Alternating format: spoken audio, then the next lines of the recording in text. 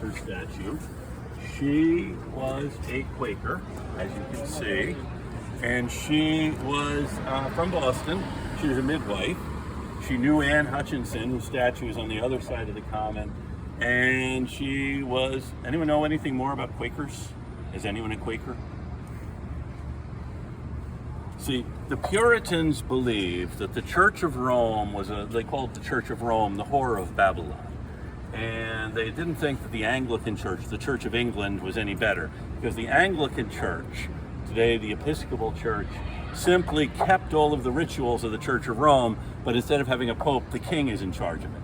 And what the Puritans believed was everyone should have his or her own relationship with God.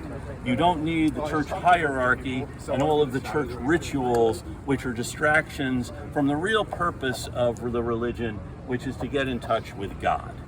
So they come here because the Church of England and the British Crown say you can't run around England saying this kind of stuff.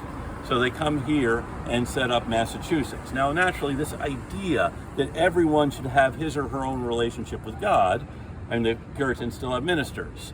People think, well, what if the minister isn't doing that good a job? What if the minister isn't really preaching salvation through faith? It's a theological distinction we'll probably talk about next week.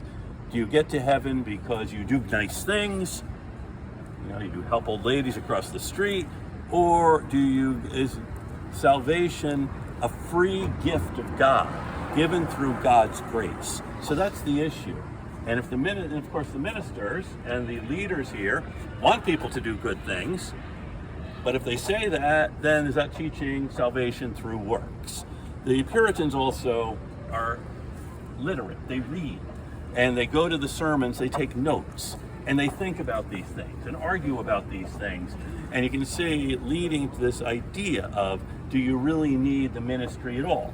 And the Quakers take this a step further. By the way, they don't call themselves Quakers. They are the Society of Friends and Brethren. And what they will do is go to a Quaker meeting, and instead of having someone preach at you, you sit silently until the inner voice speaks to you. Because each of us has an inner voice which should speak to us. It's the noise of the world that keeps us from hearing it. And that inner voice is the voice of God. Has anyone here been touched by God? No. So what happens if you are, is you start to tremble and quake. Thus, people who did not like the Friends called them Quakers and shaking Quakers and other things. But it's a name that kind of sticks. So anyway, Mary Dyer becomes an adherent of this idea of the inner voice. She's here, married, has a family, and she is sent into exile for being a Quaker and told, if you come back, we'll have to put you in jail. Well, the inner voice, she goes to Rhode Island, where people are allowed to believe anything they want. Comes back here because the inner voice tells her, and they put her in jail. And then they expel her again, say, come back again, we will execute you.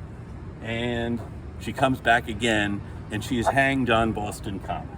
And as you can see on their statue, it says, my life availeth nothing in comparison with truth. So she dies, as she thinks, a martyr in 1660. So there is her statue now. Okay, any questions? No, I know you're all being silent as Quakers, waiting for the inner voice to speak to you, and I am not allowing you to hear it, so I apologize.